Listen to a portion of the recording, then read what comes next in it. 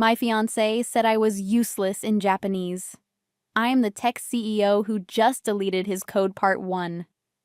The words sliced through the air like a blade I wasn't supposed to understand. Yakuni tatanai. Useless. Before we jump back in, tell us where you're tuning in from. And if this story touches you, make sure you're subscribed, because tomorrow, I've saved something extra special for you. Kenji thought I couldn't hear him from the kitchen, or maybe he just didn't care anymore. His voice carried that particular tone of contempt reserved for things beneath notice. Expired food, broken appliances, disappointing girlfriends who couldn't keep up with his brilliant career. I stood frozen in the hallway of our downtown Seattle penthouse, my hand still on the door I just quietly closed. Through the archway, I could see him pacing near the floor-to-ceiling windows, phone pressed to his ear, his reflection sharp against the city lights below. I, he continued in rapid Japanese. She doesn't understand anything about the tech industry. I've tried explaining my work, but it's like talking to a child. Mada wakaranai. Still doesn't understand. My throat tightened, but I kept my face carefully neutral. A skill I'd perfected over 3 years of hiding in plain sight. The merger is almost complete. Kenji switched to English now, probably talking to his friend Marcus. Once the Nakamura deal closes, I'll have enough equity to make it worth staying at Zenith. Then, he laughed, that cold sound I'd started hearing more often lately. Then maybe I'll upgrade everything. Apartment, car, girlfriend. Start fresh with someone who actually contributes something. I should have walked in right then, confronted him, ended it cleanly.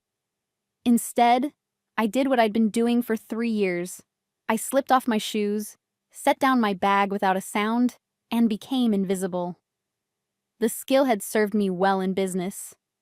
In love, it was destroying me. Maya, Kenji called out suddenly, his tone shifting to that bright, affectionate pitch he used when he wanted something. You home, babe? I counted to 5, then walked into the living room with my carefully crafted smile. Just got back. How was your day?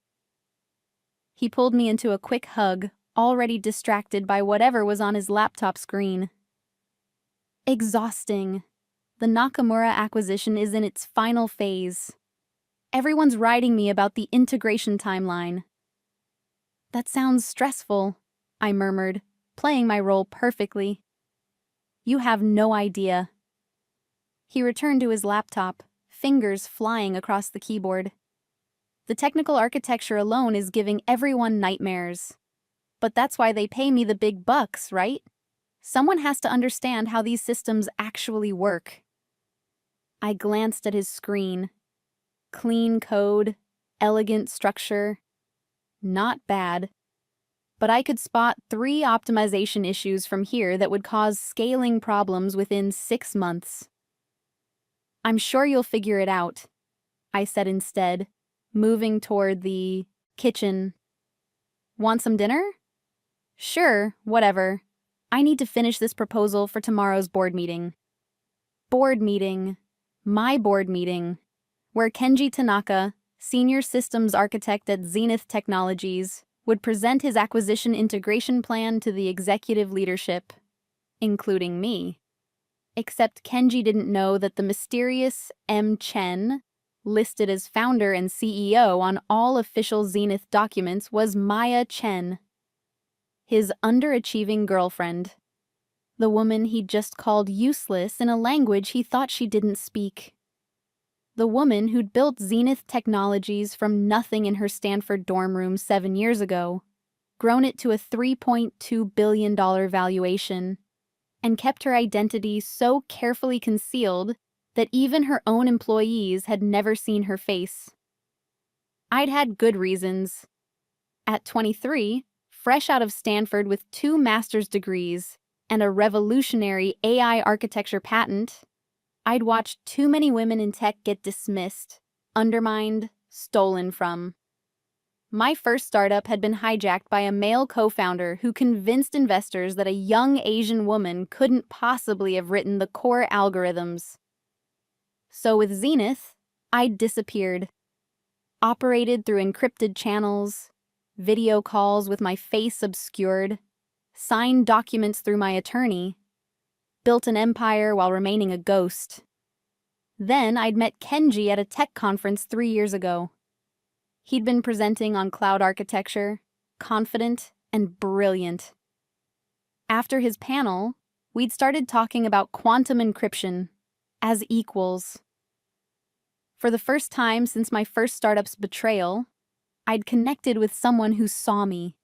Not my age, not my gender, not my bank account, just my mind. Or so I'd thought. "Maya, this is genius," he'd said that first night over coffee, examining the theoretical algorithm I'd sketched on a napkin. "You should be working in the industry, not wasting your talent on freelance consulting." I'd told him I was a freelance tech consultant, working with small startups on contract basis. Lived modestly, drove a used Honda, wore clothes from Target. The same careful disguise I'd maintained since my first startup's implosion. Kenji had seemed different from the sharks I'd known. Supportive, encouraging. He'd even helped me apply for positions at various tech companies, including Zenith, reviewing my resume with helpful suggestions. "You're overqualified in some areas, underqualified in others," he'd explained gently. "Maybe aim for mid-level positions first. Build up your corporate experience." I'd let him believe I kept getting rejected. Meanwhile, through my anonymous CEO channels, I'd hired him at Zenith, promoted him steadily, paid him a salary that let him feel successful. Then 6 months ago, he'd proposed. A beautiful evening on the Seattle waterfront, the ring modest but tasteful. "I know I make enough for both of us now," he'd said, sliding the ring onto my finger. "You don't have to keep struggling with those freelance gigs. Take your time. Find something you're passionate about. I'll support us." I'd said yes because I'd wanted to believe in us, in him, in the possibility that someone could love me for who I was, not what I had. How spectacularly wrong I'd been. "The Nakamura merger is going to change everything," Kenji said now, breaking into my thoughts. He'd moved to the dining table, spreading documents across the surface. "Their technology plus our platform? It's revolutionary. Once this closes, Zenith will dominate the entire cloud security sector." I set a plate of pasta in front of him. "What does Nakamura have that makes them so valuable?" He looked up, and I saw it, that flash of condescension, quickly masked. "It's complicated, technical stuff. Basically, they've cracked some problems with quantum-resistant encryption that everyone else is struggling with. Problems I'd solved 2 years ago. The patent was filed under one of my shell corporations, licensed exclusively to Zenith. Nakamura had nothing we needed. Their tech was outdated, their architecture clunky, but they had an impressive-sounding name and some strategic patents that would be useful for defense purposes. The acquisition was never about their technology. It was about market positioning and eliminating a competitor. But Kenji didn't know that. He thought he was engineering a brilliant technical merger. In reality, he was just implementing the strategy I designed with my actual leadership team 6 months ago. "Sounds complicated," I said, returning to the kitchen. "Hey, babe." His voice softened. "I know I've been distracted lately. Once this merger closes, let's take that trip to Japan you've been wanting. I can show you Tokyo. Introduce you to my family properly." My chest tightened. I'd been wanting to meet his family for 2 years. He'd always had excuses. Too busy, not the right time. His mother was traditional, and he wanted to wait until his career was more established. Now I understood. He was waiting until he could upgrade to a girlfriend worth showing off. That would be nice, I managed. And Maya? He stood, pulling me into his arms. I know the job search has been tough. Maybe it's time to consider other paths. You could take some online courses, get certified in project management or something. Not everything has to be cutting-edge tech. I smiled against his chest, even as something inside me hardened into cold diamond. Maybe you're right. I just want you to be happy, to find your place. My place. I had found my place. At the head of a billion-dollar company he'd been working at for 2 years without realizing his girlfriend owned it. I appreciate that, I said.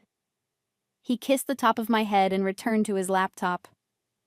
Board meeting is at 9 tomorrow. I should prepare. This presentation needs to be perfect. I'm sure it will be.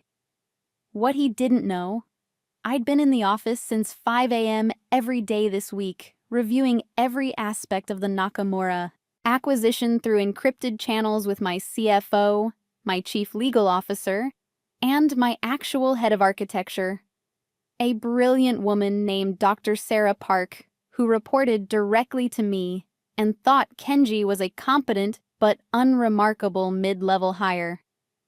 What he also didn't know, I'd been documenting everything for 6 months.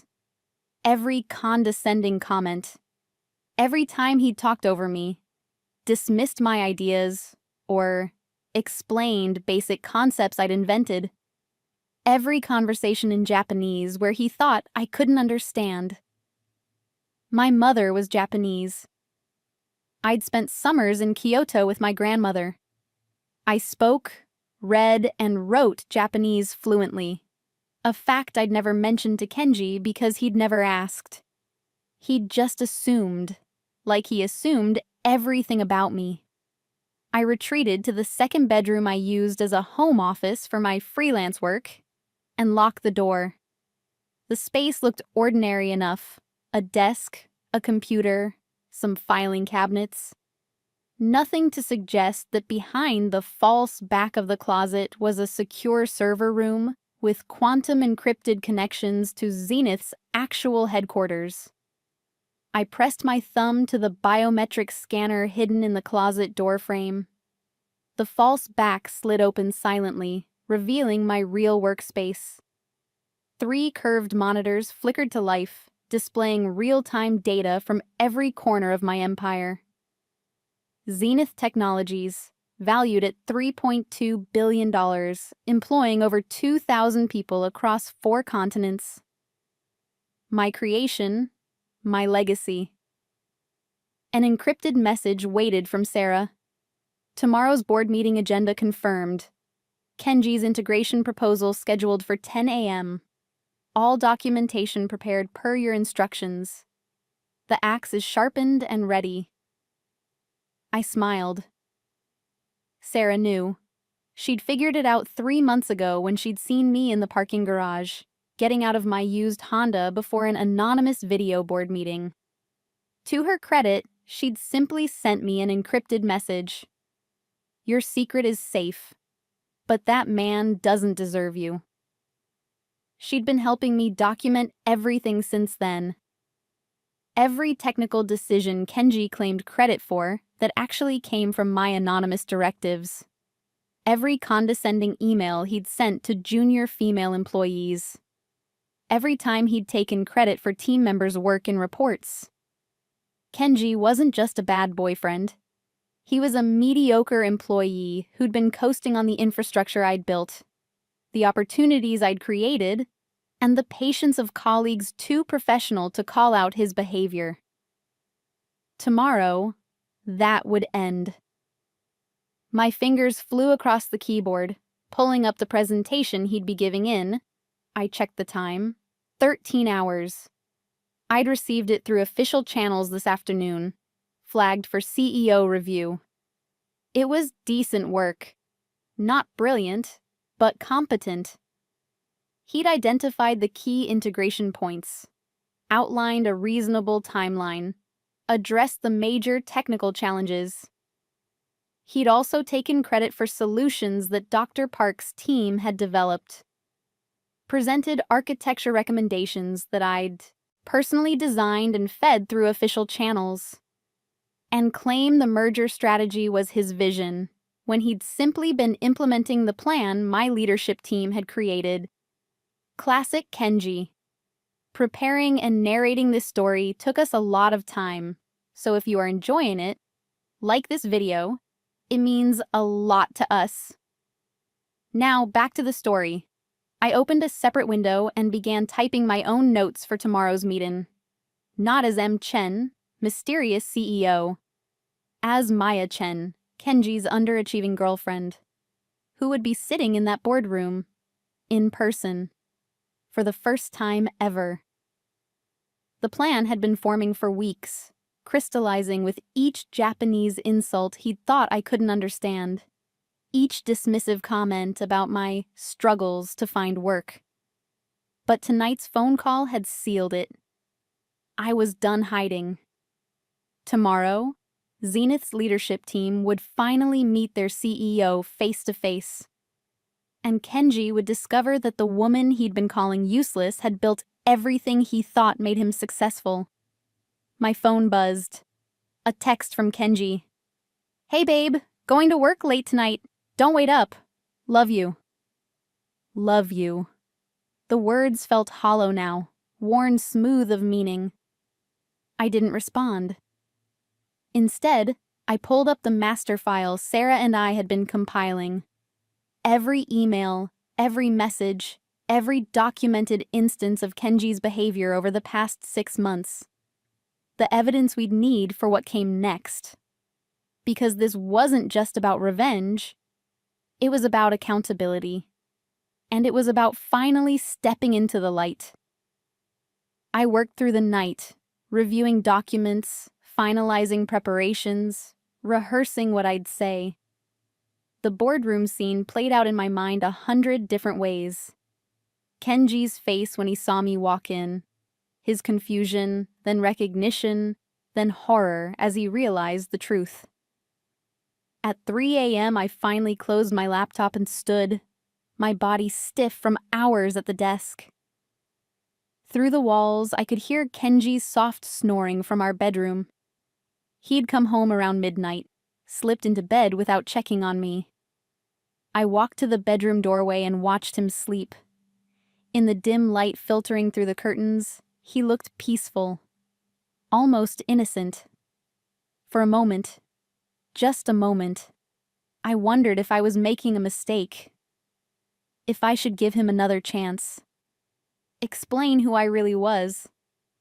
See if the man I'd fallen for 3 years ago was still in there somewhere. Then I remembered his words. Maybe I'll upgrade everything. Apartment, car, girlfriend. The moment passed. I returned to my office and sent a final encrypted message to Sarah. "It's time. See you at 9. Her response came immediately, despite the late hour. "About damn time. I'll have security ready. This is going to be legendary." I allowed myself a small smile. Sarah had a flair for the dramatic. But she was right. Tomorrow would be legendary. In the tech world, in business circles, probably in social media once the story got out. But more importantly, it would be true. Finally, wholly, completely true. No more hiding. No more pretending to be less than I was. No more watching the man I loved treat me like I was worthless. I pulled up one final document, the termination papers I'd had legal prepare last week. Kenji's name at the top, followed by a detailed list of performance issues, credit taking, and professional misconduct. All documented, all verified, all ironclad. Alongside his were 4 other names. His closest allies at Zenith, the ones who'd been enabling his behavior, taking credit for others' work, creating a toxic environment in the architecture division. Sarah had suggested we clean house. I'd agreed. Tomorrow wouldn't just be about Kenji.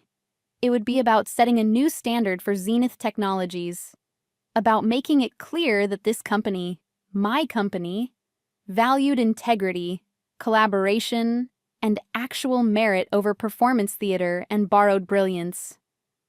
I finally crawled into bed around 4 a.m., keeping to my side, careful not to wake Kenji. Sleep came in fits and starts, my mind too wired with anticipation. At 6 a.m., my alarm buzzed softly. I silenced it quickly and slipped out of bed. Kenji stirred. "You're up early." "Couldn't sleep," I said honestly. "Thought I'd go for a run." He mumbled something and rolled over. Within seconds, he was snoring again. I showered and dressed carefully. Not in my usual casual clothes, but in the power suit I kept hidden in the back of my closet.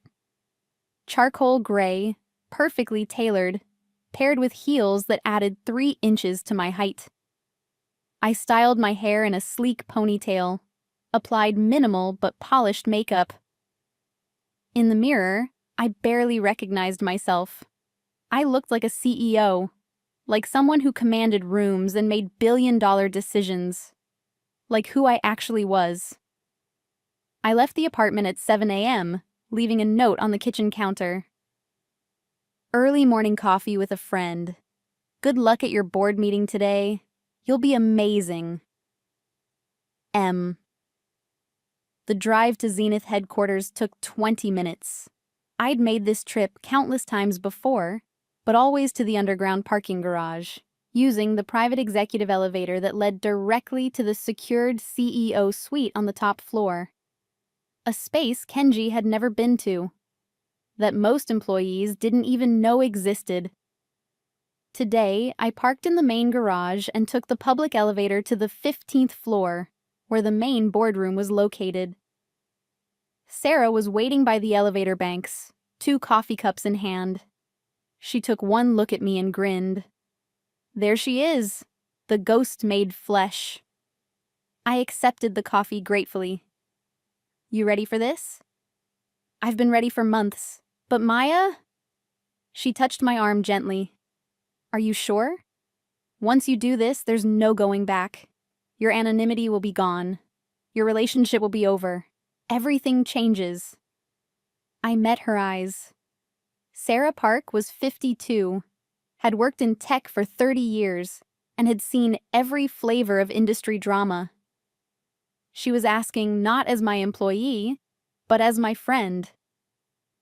"He called me. Useless," I said quietly. In Japanese, thinking I wouldn't understand. He's been planning to upgrade girlfriends once the merger closes. And Sarah, he's been taking credit for your team's work for months. Her jaw tightened. "Then let's burn it down." We walked to the boardroom together. It was still early, 8:30 a.m. The meeting didn't start until 9, but I wanted to be there first. Wanted to see their faces as they arrived, one by one, and realized who I was. The boardroom was exactly as I'd designed it. Professional, but not ostentatious, with a massive table that could seat 20, walls of windows overlooking downtown Seattle, and the Zenith logo etched in subtle silver on the far wall. I took my seat at the head of the table, the CEO's chair, my chair.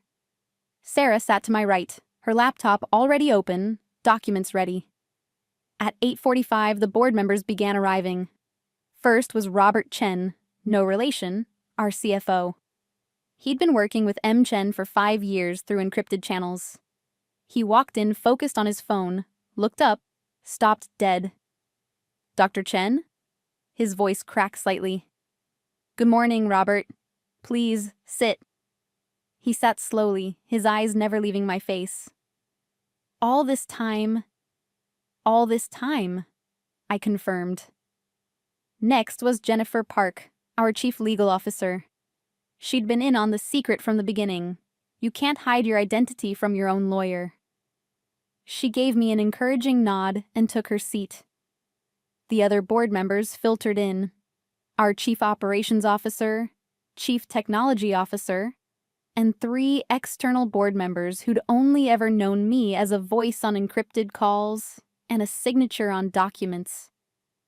Their reactions ranged from shock to confusion to dawning understanding. By 8:55, everyone was seated except for 2 people. Dr. Sarah Park, who was already sitting beside me, her expression professionally neutral, but her eyes gleaming with anticipation. And Kenji Tanaka, who would be presenting his integration proposal. At exactly 9 a.m., the boardroom door opened. Kenji walked in, confident and polished in his best suit, laptop bag over his shoulder, carrying himself like a man about to impress important people. He was looking at his phone, typing something, probably texting me, telling me how nervous he was, how much this presentation mattered. He looked up, saw me. The phone slipped from his hand and clattered on the polished floor. For a long moment, nobody spoke. The silence stretched, heavy and electric. Kenji's face cycled through emotions too fast to track: confusion, recognition, disbelief, denial, and finally, creeping horror. "Maya?" His voice was barely a whisper. What are you doing here?" I let the question hang in the air, watching him scramble for understanding. Behind him, Sarah quietly closed the boardroom door. I stood slowly, smoothing my suit jacket, letting the full weight of the moment settle over the room. "Good morning, Mr. Tanaka," I said, my voice clear and professional.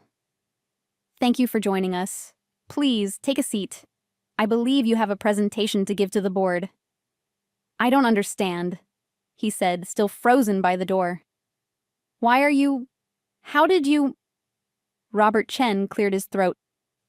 "Mr. Tanaka, may I introduce our founder and CEO, Dr. Maya Chen, though I believe you 2 have already met." I watched the words hit him like physical blows. His face went white, then red, then white again. "CEO?" The word came out strangled. No, that's not possible. M. Chen is me," I said simply. "It's always been me." He looked around the room wildly, seeking support, finding only neutral faces watching him with professional interest.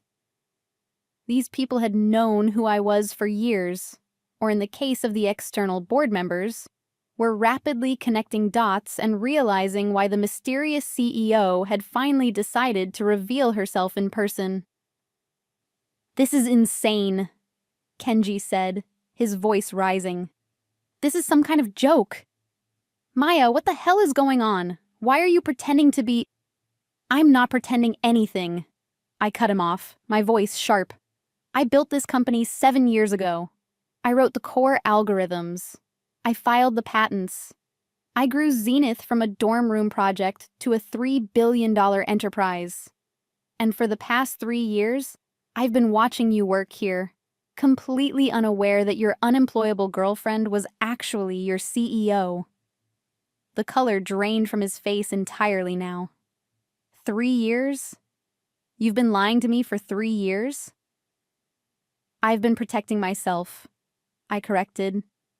"Something I learned to do after my first startup was stolen by people I trusted. So yes, I hid who I was. From everyone, including you." "But we're engaged." His voice cracked. "We're supposed to get married. You were supposed to trust me." "Trust you?" The words came out colder than I'd intended. "Let me tell you what I've learned about trust over the past 3 years, Kenji. I've learned that the man I loved, the man I thought saw me as an equal, was just waiting for the right moment to upgrade to a better model." His eyes widened. You heard that call." "I've heard a lot of calls. I understand Japanese, by the way. Yakuni tatanai. Useless. That's what you called me last night. Among other things." He reached for the back of a chair to steady himself. Around the room, I could see board members' expressions hardening as they put together what had happened. Maya, I can explain. I don't need explanations, I said. I need you to sit down and give your presentation. You've been preparing it all week. The board is waiting to hear your integration proposal for the Nakamura acquisition. You can't be serious.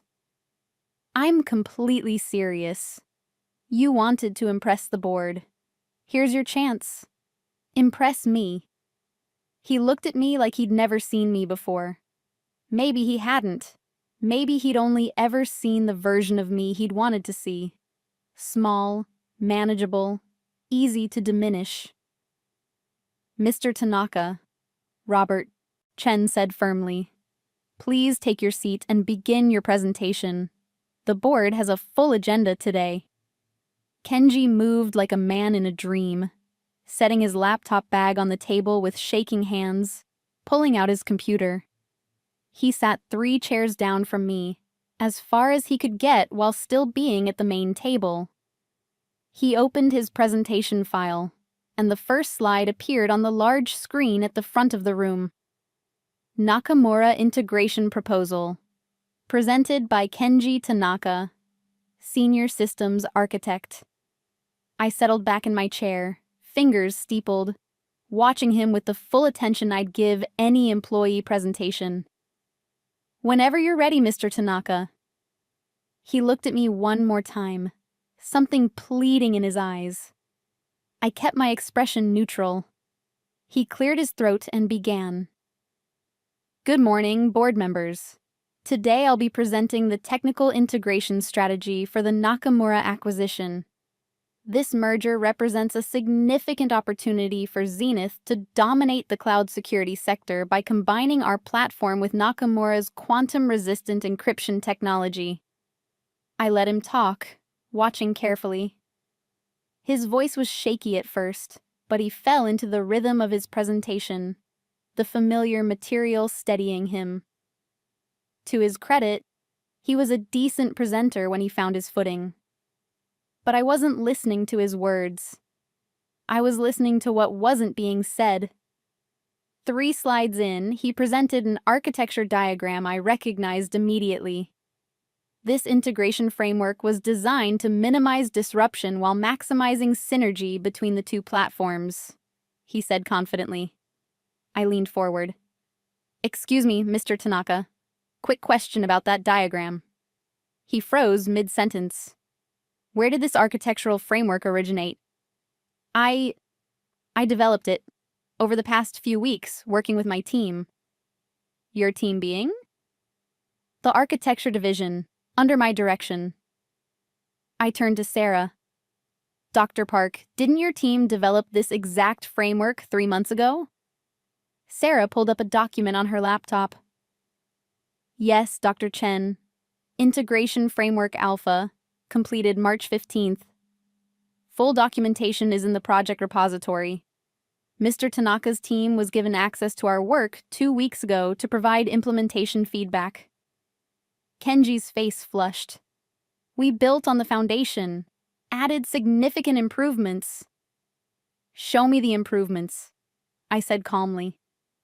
He clicked to the next slide, but I could see his hands shaking now.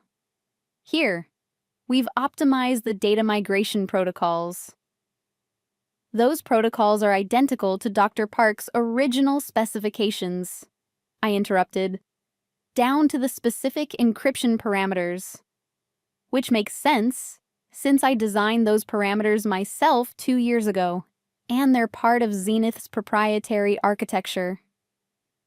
The room had gone very quiet. Let's move on, I said. Tell me about the timeline you've proposed for integration. He clicked through several slides, outlining phases, milestones, resource, allocation. It was competent work. Solid even. But it was also work that had been done by teams of people, synthesized and presented as if he'd masterminded it all alone. I let him finish the entire presentation, 45 minutes of careful corporate speak and technical details. When he clicked to his final slide, questions, he looked exhausted and defeated. "Thank you, Mr. Tanaka," I said. "That was very thorough. Board members, any questions?" Jennifer Park, our chief legal officer, raised her hand. "I have a question about attribution. Mr. Tanaka, on slide 12, you presented what you called your vision for the merger's market positioning. Can you explain how that vision was developed?" Kenji hesitated. "It's based on market analysis and strategic planning." "Strange," Jennifer said mildly, "because that exact market positioning strategy was outlined in a memo from Dr. Chen to the executive team 6 months ago. Word for word, in fact. I incorporated existing company strategy into my recommendations," Kenji said, his voice tight. "That's what good employees do." "There's a difference between incorporating strategy and claiming credit for it," Robert Chen added. The trap was closing around him, and he knew it. I almost felt sorry for him. Almost. "Mr. Tanaka," I said quietly, "I'm not here to humiliate you, but I need the board to understand something.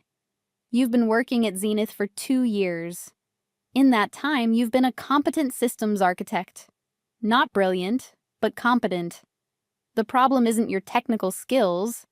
It's how you've presented yourself and treated others." "What are you talking about?" But his voice lacked conviction now. Sarah pulled up another document. "Over the past 6 months, we've documented 17 instances of you taking credit for team members' work. 43 emails to junior employees, particularly women, that were condescending or dismissive. And multiple instances of you sharing strategic information with outside contacts that should have remained confidential." His face went from red to white. "You've been spying on me?" "We've been doing standard performance documentation," I corrected. "Something we do with all employees. Most just don't have as much to document." "This is because I broke up with you, isn't it?" He stood up suddenly, his chair scraping back. "You're doing this because you're hurt. This is revenge." I stood too, slowly, drawing myself to my full height. Even with my heels, he was taller than me. But power isn't about physical size. "You didn't break up with me, Kenji. We're still engaged. At least, we were as of this morning." I pulled off the modest ring he'd given me and set it on the table. "Consider this my resignation from that particular position." "Maya." "But you're right about one thing. This is personal. Not because you hurt my feelings, but because you revealed who you really are. The man I fell in love with would never call someone yakuni tatanai, would never plan to upgrade his girlfriend like she was a used car, would never take credit for others' work or treat colleagues with contempt. I made mistakes," he said, and now there was desperation in his voice. "People say things they don't mean when they're stressed. I was wrong, okay? I'm sorry. We can fix this. Just... Can we talk about this privately?" "We're past private conversations," I said. "This stopped being about our relationship when your behavior started affecting my company." "Your company?" he repeated bitterly. "So this is about power. About you being the boss and putting me in my place." "No," I said firmly. "This is about accountability. If you were any other employee exhibiting this behavior, I'd handle it exactly the same way. The only difference is that I let it go on longer than I should have, because I was hoping the man I loved was still in there somewhere."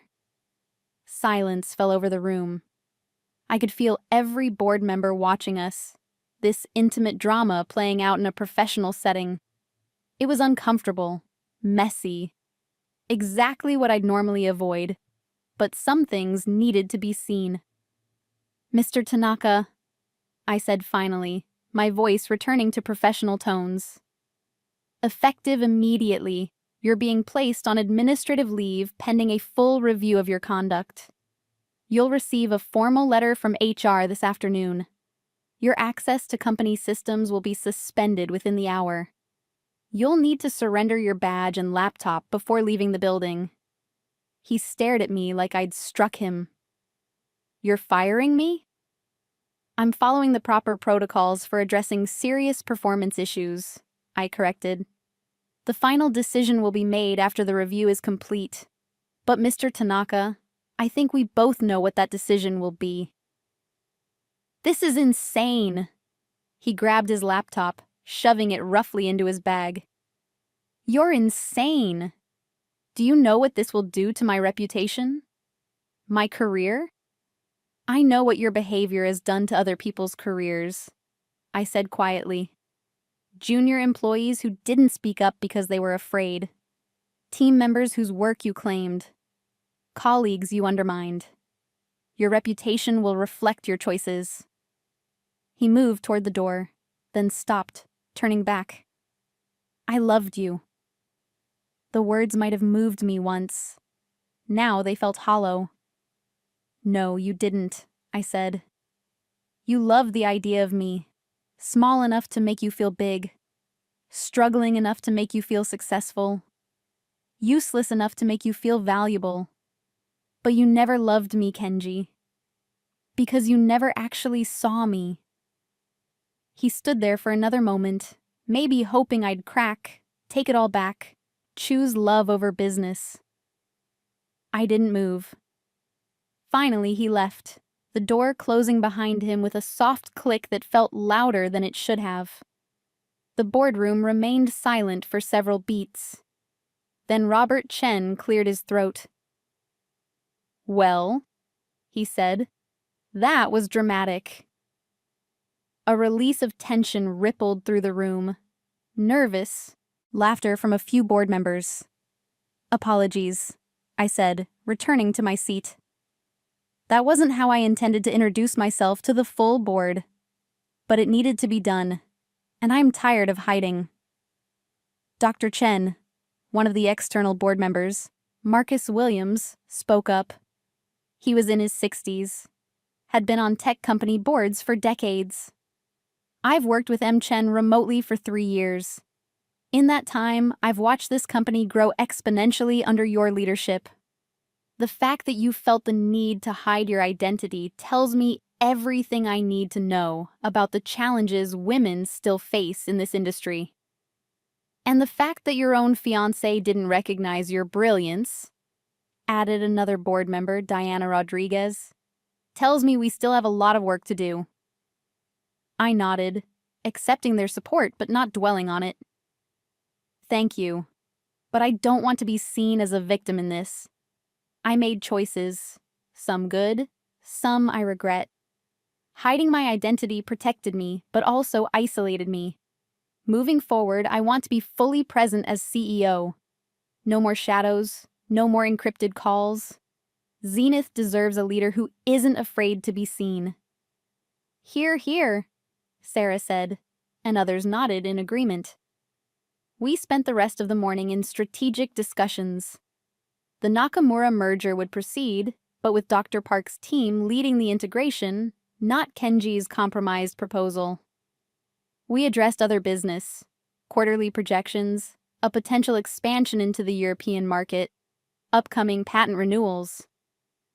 Normal business. Except for the first time in 7 years, I was conducting it as myself. Fully, visibly. No more hiding behind encrypted screens and anonymous signatures. It felt terrifying and liberating in equal measure. By noon, when the board meeting concluded, news was already spreading through the company. HR had sent out a careful announcement. Zenith Technologies is pleased to formally introduce Dr. Maya Chen, our founder and CEO, who will now be working on-site and visible to all employees. We look forward to this new era of transparent leadership. My phone had been buzzing constantly with messages, most from employees I'd never met in person, welcoming me. Some from industry contacts who'd heard through the grapevine and were shocked. A few from journalists already sniffing for a story. And one from Kenji. "We need to talk. Please." I didn't respond. Instead, I walked through Zenith's offices for the first time as myself. Every floor, every department, introducing myself to surprised employees, shaking hands, listening to their excitement and their questions. "Wait, you're the M. Chen?" asked a young engineer, probably fresh out of college. "The one who wrote the quantum encryption algorithms?" "That's me," I confirmed. "Oh my God, you're like my hero. Your paper on distributed architecture changed my entire approach to system design." It was surreal, hearing my own work discussed by someone who'd studied it, learned from it, never knowing the author had been hiding in plain sight. By evening, I was exhausted.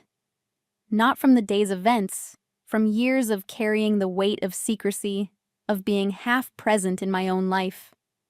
I returned to the penthouse around 7 p.m., uncertain what I'd find.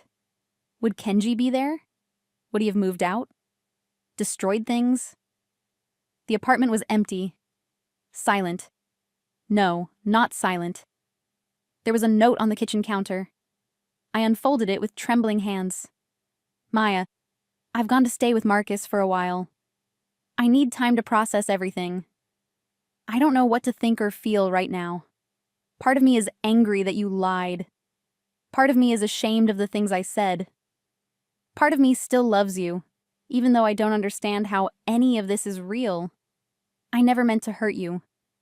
I never meant to be the kind of man who makes someone feel small. I'm sorry. I don't know if that's enough, but it's true. I'll arrange to get my things later. We should probably talk, but not yet. I need to figure out who I am without you. Or maybe who I thought you were. I don't know anymore. K." I read the note 3 times, looking for something I couldn't name. Sincerity? Understanding? Love? Maybe it was all there. Maybe none of it mattered now. I folded the note and set it aside, then walked to the windows. The Seattle skyline glittered below. All those lives happening in parallel. Each person carrying their own hidden truths. My phone buzzed.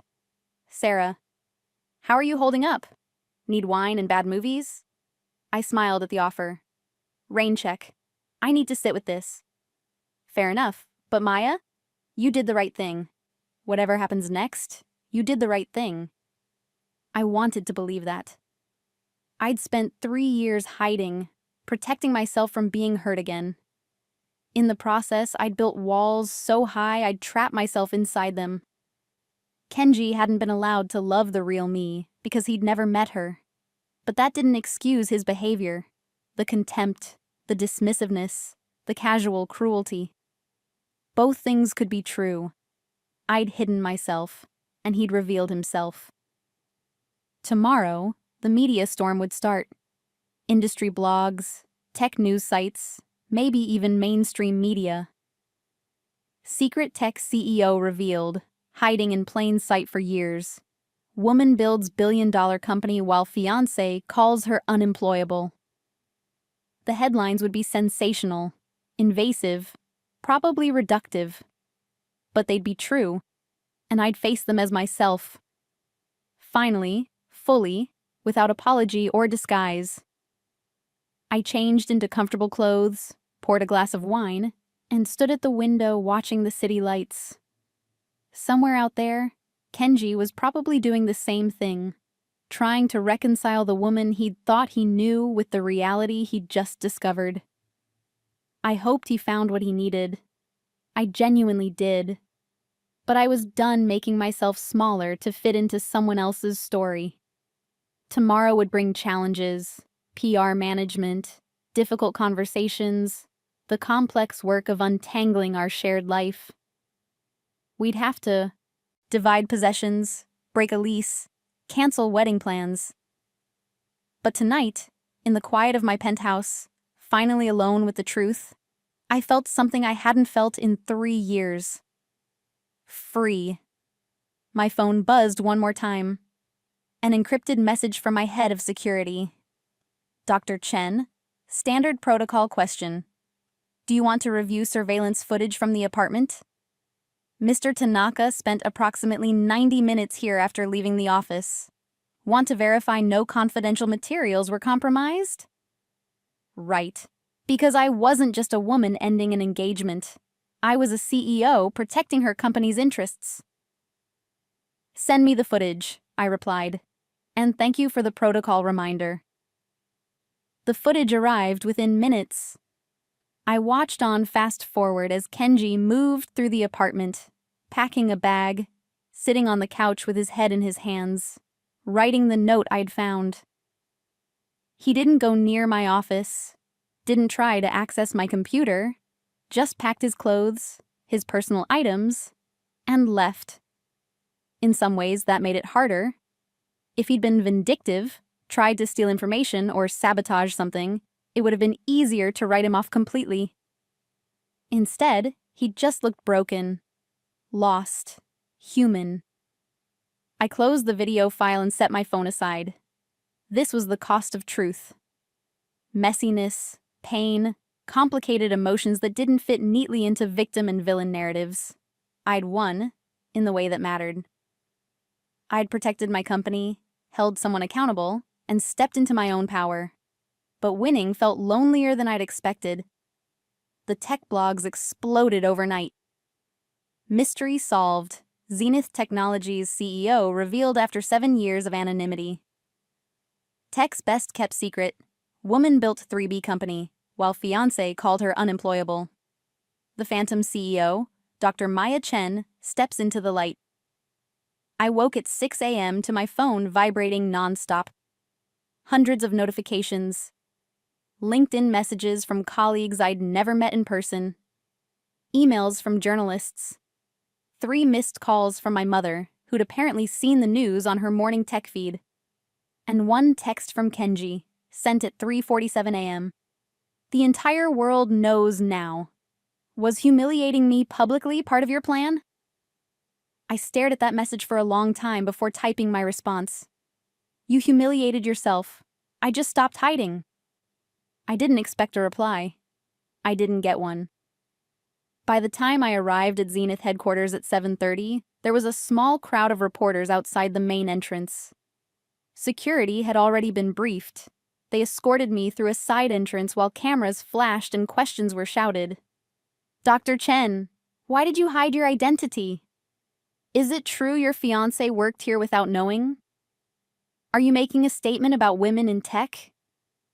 I didn't answer. Not yet. Sarah had scheduled a proper press conference for tomorrow, giving us time to craft the narrative carefully. Inside, the office had a different energy. Employees who'd passed me in hallways for years now did double takes. Some approached to introduce themselves properly. Others whispered in clusters, stealing glances. Dr. Chen? A young woman from the engineering department approached nervously. I just wanted to say thank you for showing us that we don't have to make ourselves smaller to succeed. Her words hit harder than expected. You never had to, I said gently. But I understand why it feels that way sometimes. She nodded, eyes bright, and hurried back to her desk. Sarah was waiting in my office, my actual office, the CEO suite I'd designed but rarely used in person. Floor-to-ceiling windows, minimalist furniture, walls lined with whiteboards covered in half-finished algorithms. The press is already spinning this a dozen different ways, she said, handing me her tablet. But the overall sentiment is positive. People are calling you a genius, an icon, a symbol of women fighting back against tech's boys club. I scrolled through headlines and social media posts. Most were supportive. Some were skeptical, questioning why I'd hidden, whether the Kenji situation was real or staged for publicity. A few were outright hostile, calling me manipulative, vindictive, cruel. "There's also this," Sarah said carefully, pulling up a different article. "Kenji gave a statement to TechCrunch this morning." My stomach tightened. "What did he say?" She read from her tablet. "I'm devastated by recent events. Maya and I had our struggles like any couple, but I never imagined she was capable of such calculated deception. For 3 years, she watched me work at her company, knowing the truth, allowing me to believe I was building my own career. When our relationship hit rough patches, instead of communicating, she orchestrated a public humiliation. I made mistakes. I said things I regret, but I don't believe I deserve this level of betrayal and professional destruction." The words stung more than I wanted to admit. He was reframing the narrative, making himself the victim, me the villain. "He's playing the sympathy card," Sarah said, "painting you as cold and calculating. Some people are buying it. Some people will always find reasons to criticize women in power," I said, setting down the tablet. "We knew this would get messy." "It's about to get messier." She pulled up another document. "We completed the full investigation into Kenji's conduct. The credit stealing, the inappropriate communications with junior staff, the confidential information sharing. It's all documented and verified. Legal says we have grounds for immediate termination with cause." "Do it," I said without hesitation. "Maya, are you sure? Given the media attention, firing him now will look like revenge." "It's not revenge. It's accountability. If he were any other employee with this record, he'd already be gone. The fact that we were engaged doesn't change his professional misconduct." Sarah nodded slowly. "Okay, I'll have HR process it today. But you should know. His attorney already reached out. They're threatening a wrongful termination suit, claiming the investigation is biased because of your personal relationship." I'd expected this. Let them try. We have documentation from before our relationship ended. Timestamps, witness statements, work product comparisons. Everything is ironclad. They'll argue emotional distress, hostile work environment, that you created an impossible situation by hiding your identity. Maybe, I acknowledged. But Sarah, I can't run this company based on fear of lawsuits. If I back down now, it sends a message that personal relationships override professional standards. I won't do that. She smiled slightly. "That's what I was hoping you'd say. I'll inform legal to proceed." After she left, I stood at the windows, looking out over Seattle. Somewhere in this city, Kenji was probably doing the same thing, preparing his defense, building his case for why I was the villain in this story. Maybe he even believed it. My phone rang. My mother. "Maya." Her voice was tight with concern. "I just saw the news. Why didn't you tell me what was happening?" "I couldn't, Mom. Not while I was still figuring it out. This boy, Kenji, I never liked him. Too smooth, too confident. But sweetheart, this is all over the internet. People are saying terrible things." "People always say terrible things about women who refuse to be small." She was quiet for a moment. "You sound like your grandmother. She would be proud of you, you know, for building something this significant, for standing up for yourself." My throat tightened. My grandmother had been a businesswoman in Tokyo in the 1960s, fighting against overwhelming odds. She'd understood the cost of success for women. "I miss her," I said quietly. "She's watching, and she's proud." A pause. "Are you okay, Maya? Really okay?" Was I? I'd won the battle, exposed the truth, protected my company, held someone accountable. But I'd also lost the man I thought I'd spend my life with, sacrificed my privacy, and painted a target on my back for every critic who wanted to tear down successful women. I'm getting there, I said honestly. We talked for a few more minutes before she had to go. After hanging up, I pulled up my personal email, separate from work, and found dozens of messages from friends I hadn't spoken to in years, all reaching out with support or curiosity. One stood out. From Jennifer Wu, my roommate from Stanford, who'd been there when my first startup was stolen. Maya, I saw the news and I've been crying all morning. Not sad tears, proud ones. You did it. You built something they couldn't take from you. You became exactly who you were meant to be. That guy never deserved you anyway. Love, Jenny. I read it 3 times, letting the validation wash over me. The day continued in a blur of meetings, statements, strategic planning. By late afternoon, HR had officially terminated Kenji's employment. His attorney sent a threatening letter within the hour. Legal sent a measured response citing documented cause and company policy. The chess match had begun. At 6 p.m., I was still at my desk when Sarah knocked. "There's someone here to see you. Says it's personal." Marcus Thompson. Apparently he's a friend of Kenji's? I remembered Marcus, Kenji's college roommate, fellow tech worker, one of his closest friends. "Send him in." Marcus was tall, nervous, clearly uncomfortable. He sat across from my desk, fidgeting with his phone. "Dr. Chen, Maya, I don't really know how to start this." "Why are you here, Marcus?" "Kenji's a mess. He's staying at my place, barely eating, can't sleep.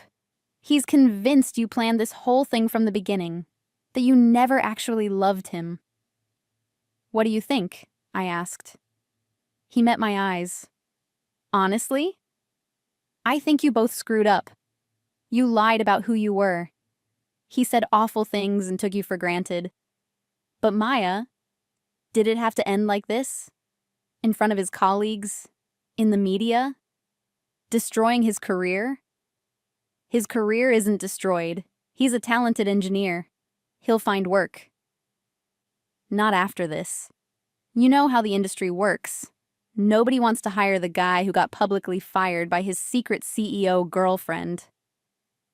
The words hit their mark. Because he was right, I'd known exactly what exposing Kenji would do to his reputation. "So what would you have preferred?" I asked. "That I stay silent? Keep hiding? Let him continue taking credit for others' work and treating employees badly?" "No, but couldn't you have handled it privately? Ended the relationship? Dealt with the work stuff separately?" "I tried private for 3 years, Marcus. Every time I heard him dismiss me, call me useless, treat me like I was less than him, I stayed quiet because I loved him. I made myself small because I thought it would protect us, but all it did was enable his worst behavior." Marcus was quiet for a long moment. "He really said those things? Called you useless? In Japanese, yakuni tatanai, he thought I couldn't understand." "Jesus!" He rubbed his face. I knew he could be arrogant, but I didn't realize... "Look, I'm not here to defend everything he did. I just thought maybe you could help him. Maybe offer some kind of olive branch." "What kind of olive branch? A recommendation? Or just a statement to the press that he wasn't all bad? Something to help him move forward?" I considered it. One statement could soften the blow for Kenji, make me look magnanimous, take some heat off both of us. It would also be a lie. "Marcus, I can't vouch for work I didn't see him do. I can't recommend someone who took credit for others' accomplishments. And I won't make public statements to protect his feelings when he never once protected mine." "So that's it? You're just going to let him crash and burn?" "No," I said firmly. I'm going to let him face the consequences of his own choices. There's a difference. Marcus stood, disappointed but not surprised. He really did love you, in his own flawed way. Maybe, I acknowledged. But love isn't enough when it comes with contempt. After he left, I sat in the gathering darkness, not bothering to turn on lights. Was I being too harsh? Too unforgiving? Or was I finally standing up for myself after years of making excuses for men who saw me as less than I was? My phone buzzed. A text from an unknown number. "This is Kenji. Different phone. Can we please talk? Really talk? Not as CEO and employee, as two people who used to love each other?" I stared at the message, my thumb hovering over the keyboard. 3 years ago, I would have said yes immediately. Would have rushed to fix things, to smooth over conflict, to make myself easier to love. But I wasn't that person anymore. "There's nothing left to say," I typed back. "You showed me exactly who you are. I believe you." His response came quickly. "And you showed me who you are too. Someone who can watch the person they love struggle and fail, knowing you could help, and choosing not to. We're both guilty, Maya." The words burrowed under my skin. Because maybe he was right. Maybe I could have revealed myself earlier, given him a chance to adjust, worked through things differently. But then I remembered his laugh when his friends mocked me. His voice saying, "Upgrade." The casual cruelty he'd shown when he thought no one important was watching. "The difference," I typed, "is that I hid to protect myself. You revealed yourself when you felt safe. Goodbye, Kenji." I blocked the number. The next day's press conference was surreal. Dozens of cameras, reporters from major outlets, flashing lights. I wore a navy suit, hair pulled back, minimal makeup. Sarah had helped me prepare talking points, but I'd mostly thrown them out. "Good morning. I'm Dr. Maya Chen, founder and CEO of Zenith Technologies. Many of you have questions about why I maintained anonymity for 7 years. The simple answer is, I was scared. My first startup was stolen by people I trusted. I watched other women in tech get dismissed, undermined, or credited for work they'd done. So when I built Zenith, I decided to remove myself from the equation, to let the work speak for itself." I paused, looking out at the sea of faces. Was it the right choice? I don't know. It protected me professionally, but it also isolated me personally. It allowed me to build something extraordinary, but it prevented me from taking credit for it. And yes, it created a situation where someone I loved didn't truly know me. "Dr. Chen," a reporter called out, "do you regret how things ended with your fiancé?" I regret that it was necessary, but I don't regret standing up for myself or protecting my company's integrity. "Are you making a statement about women in tech?" I'm making a statement about authenticity, about refusing to make yourself smaller to fit someone else's expectations. That applies to everyone, regardless of gender. Will you remain as public CEO or return to anonymity? I'm staying visible. It's time. The questions continued for 40 minutes. Some sympathetic, some skeptical, all probing. By the end, I was exhausted but clear-headed. The media cycle continued for another week.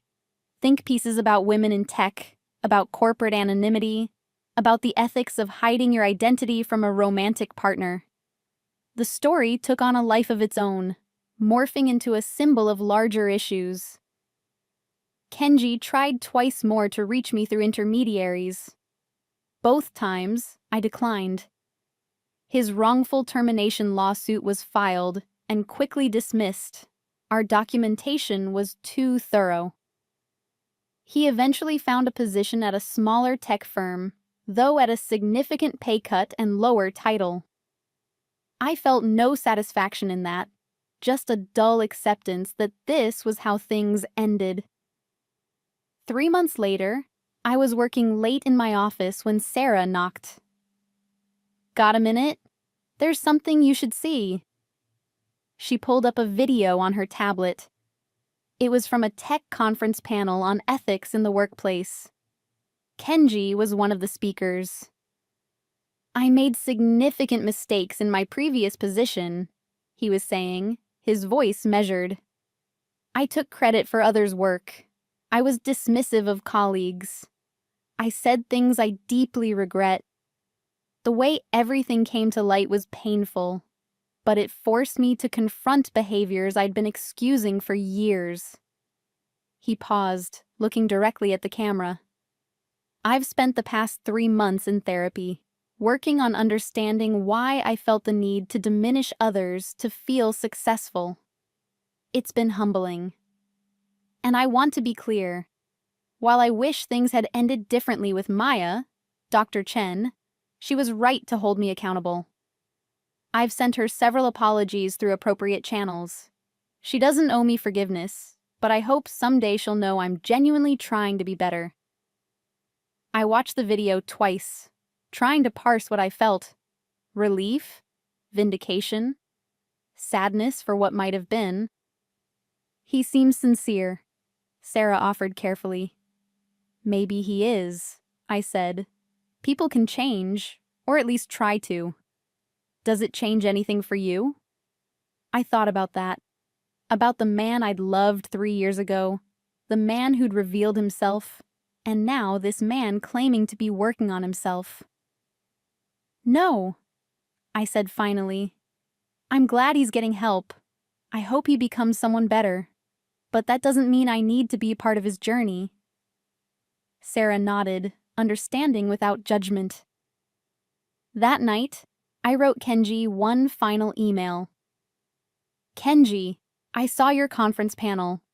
I'm glad you're taking responsibility and working on yourself. That takes real courage. But I need you to understand something. My decision to reveal myself wasn't about punishing you. It was about finally being honest. With the world, with myself, and yes, with you. You called me useless in a language you thought I didn't understand. But the truth is, you never understood me at all. Not because you couldn't, but because you never tried. I don't hate you. I don't wish you harm. I just wish you well, from a distance. Take care of yourself. Maya." I hit send before I could second guess it, then closed that chapter of my email forever. 6 months after the revelation, Zenith Technologies was thriving. Revenue was up 30%. We'd successfully integrated the Nakamura acquisition. Employee satisfaction surveys showed marked improvement, especially among women and minority staff who felt more empowered with visible leadership. I'd become a somewhat reluctant face of women in tech, giving occasional talks and interviews. It was uncomfortable, being so visible after years in shadow. But it was also freeing. Dr. Sarah Park was promoted to Chief Technology Officer. Jennifer Park, our Chief Legal Officer, helped us implement new policies around workplace conduct and credit attribution. We fired 3 more senior employees for similar issues as Kenji's, not because of him, but because the investigation opened doors we'd been ignoring. I sold the penthouse, too many memories, and bought a smaller place in Capitol Hill. Decorated it myself, filled it with things I actually liked rather than impressive statement pieces. And slowly, carefully, I started dating again. This time as myself, Maya Chen, CEO of Zenith Technologies. No hiding, no pretending to be smaller than I was. It was terrifying. It was also exhilarating. One evening, almost a year after everything exploded, I was walking through Pike Place Market when I saw him. Kenji, standing in front of a flower stall, holding a bouquet of dahlias, my favorite, though I'd never told him that. He saw me at the same moment. We both froze. Then he walked over, slowly, like approaching a skittish animal. Maya, hi. Kenji. An awkward pause. We'd gone from engaged to strangers in less than a year. These are for my mom, he said, gesturing to the flowers. Her birthday. That's nice. Another pause. You look good, he said finally. Happy? I am. You? Getting there. He shifted his weight. I've been meaning to. I know you got my email. I just wanted to say, in person, that I'm sorry. Really, truly sorry. Not just for what I said, but for who I was. You deserved so much better. I studied his face. He looked older, tired, but also somehow lighter. Like he'd put down a weight he didn't know he was carrying. I accept your apology, I said. And I'm sorry, too. For not being honest sooner. For letting things get so bad before addressing them. You did what you needed to do, he said quietly. I see that now. We stood there in the market, surrounded by tourists and flowers and the smell of fresh fish. Two people who'd loved each other badly, trying to find peace. I hope life treats you well, Kenji, I said finally. You too, Maya. Or should I say Dr. Chen? A ghost of his old smile. Maya is fine. He nodded, started to leave, then turned back. For what it's worth, watching you step into your power like that, fully visible, unapologetic, it was incredible. Even though it destroyed us, I'm glad I got to witness it. Then he was gone, disappearing into the market crowd. I stood there for a moment, feeling something shift and settle inside me. Not closure, exactly, but acceptance. We'd loved each other badly. We'd hurt each other deeply. But we'd also taught each other important lessons about authenticity, accountability, and the price of hiding. I bought myself flowers, bright sunflowers, bold and unapologetic, and walked home through the city I was finally learning to navigate as my full self. There would be more challenges, more people who thought I was too ambitious, too visible, too much. More critics who questioned my choices, my methods, my right to take up space. But I was done making myself small to make others comfortable. I was done hiding my brilliance to protect fragile egos. I was done being yakunita tanai, useless in anyone's story. Because I'd built an empire while pretending to be nobody. Imagine what I could do while being completely, unapologetically myself. The thought made me smile as I unlocked my door, stepped into my home, and began writing the next chapter of a story that was finally, fully mine. Up next, you've got 2 more standout stories right on your screen. If this one hit the mark, you won't want to pass these up. Just click and check them out. And don't forget to like, subscribe, and turn on the notification bell so you don't miss any upload from us.